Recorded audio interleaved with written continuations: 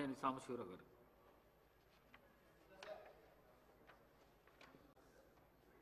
Thank you sir. మన రాష్ట్రంలో సింగరేణి ప్రధానమైనటువంటి సంస్థ. బహుశా రాష్ట్రంలో అత్యంత పెద్ద పబ్లిక్ ఎంటర్ప్రైజెస్ అది. సింగరేణిలో ఇవాళ కార్మిక వర్గంలో పూర్తిగా అసంతృప్తి చోటు చేసుకుని ఉన్నది వివిధ కారణాల వల్ల.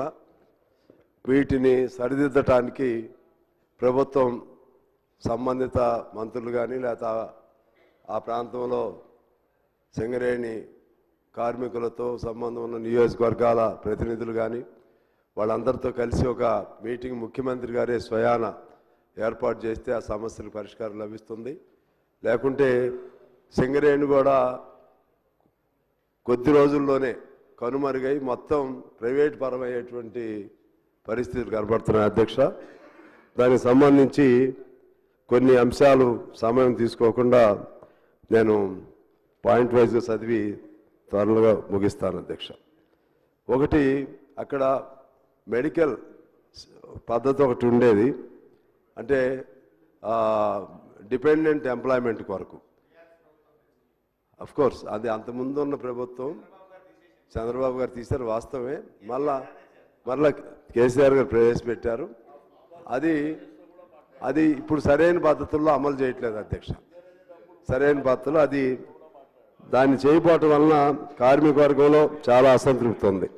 అదేవిధంగా ఇప్పుడు వయసు 35 నుంచి 40 సంవత్సరాలు పెంచారు కారుణ్య నియామకాలు. దాన్ని వివిధ కారణాలతో ఎలో చేయట్లేదు. మెడికల్ బోర్డు కూడా పేరుకి నేమ్ సేక్ జరుపుతున్నారు తప్పితే కార్మికుల పిల్లలకి అవకాశం కల్పించట్లేదు. సొంత ఇంటి పథకం లేదు అక్కడ. దానికోసం చిన్న చిన్న పరిశ్రమలే సొంత ఇళ్ళు కట్టిస్తున్నారు. అలాగే మారు పేర్ల సమస్య పరిష్కారం. మారు పేర్లతో ఆ రోజుల్లో ఎక్కేవాళ్ళు, వాళ్ళ పిల్లలు ఇవాళ అన్యాయం అవుతున్నారు. వాళ్ళకి అవకాశం కల్పించాలి.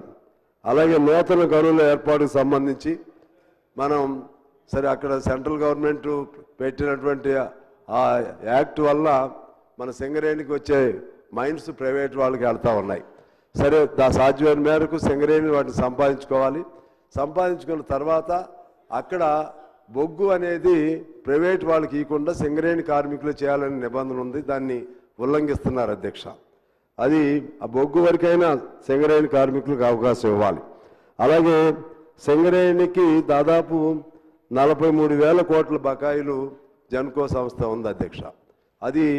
దాన్ని ఏదో ఒకటి పరిష్కారం చేయాల్సినటువంటి అవసరం ఉంది. అలాగే సింగరేణి కార్మికులకు సంబంధించి పెర్క్స్ అని ఉంటుంది అధ్యక్ష. దానిపైన కోల్